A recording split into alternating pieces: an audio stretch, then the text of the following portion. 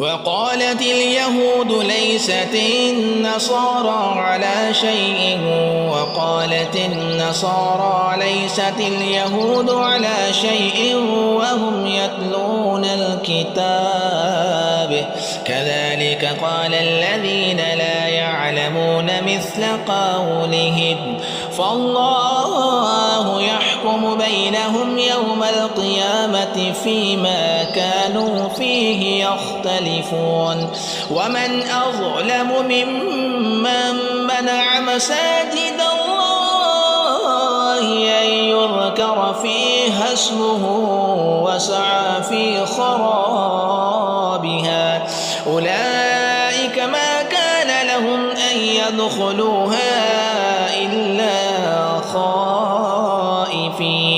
له في الدنيا خزي ولهم في الآخرة عذاب عظيم ولله المشرق والمغرب فأينما تولوا فثم وجه الله إن الله واسع عليم وقالوا اتخذ الله ولدا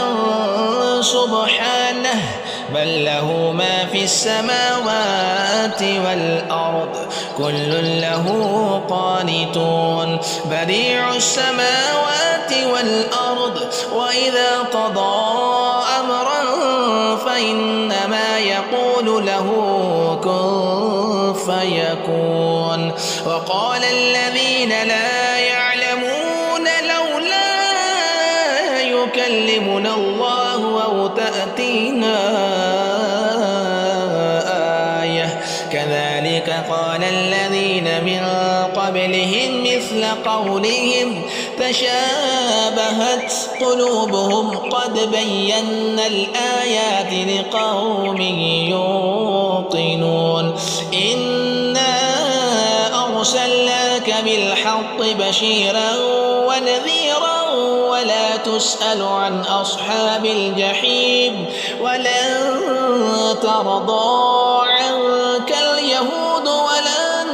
النصارى حتى تتبع ملتهم قل إن هدى الله هو الهدى ولئن اتبعت أهواءهم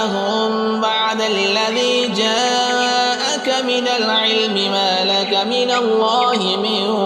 ولي ولا نصير الذين آتيناهم الكتاب يتلونه حق تلاوته أولئك يؤمنون به ومن يكفر به فأولئك